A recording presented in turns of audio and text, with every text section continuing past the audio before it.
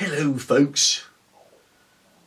I hope you've done some of the activities for Messy Church, but if you haven't done some yet, you can do them in a little while. And I hope you've read some of the stories. This is the story of Thomas. Has anyone ever told you something just to fool you? Told you something that wasn't true to see if you'd believe it? April the 1st is known as April Fool's Day, and every normal year people try to get a silly story accepted as true on this day. Ask your parents, or if they're young, your grandparents, about spaghetti trees and licorice plants. Well, if you've been fooled enough times, you start to distrust everything, even things that are true. It was after Easter. Jesus had come alive again, risen from death.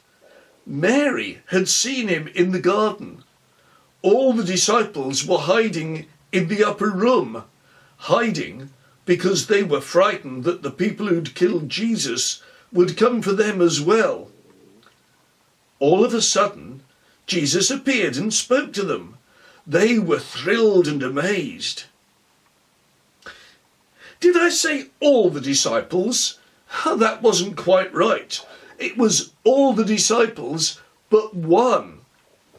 Thomas had gone out.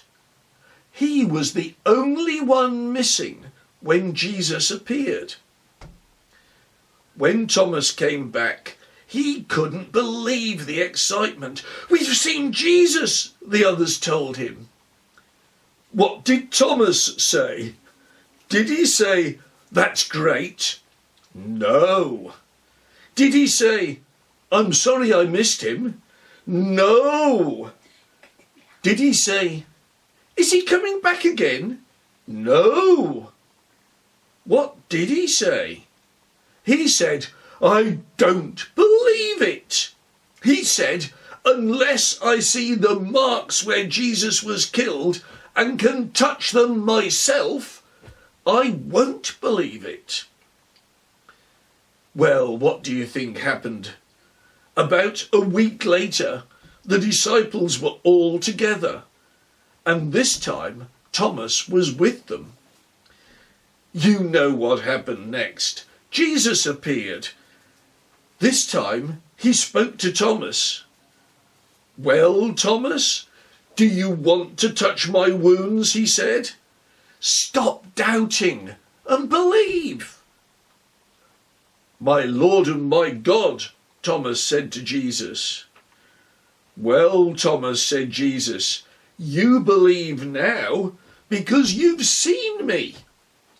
In future, people who haven't seen me will believe. Think how happy they will be." What can we learn from this story?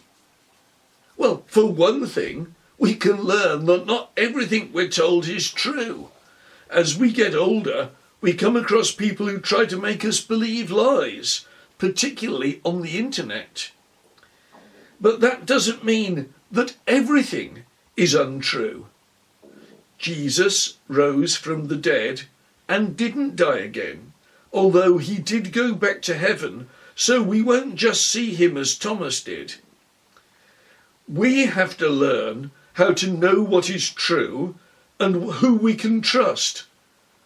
It's all right to question things, but there is a time to stop the questions. Let's say a prayer. Jesus, help us to be wise so that we can tell truth from lies, and help us to be truth tellers. Amen.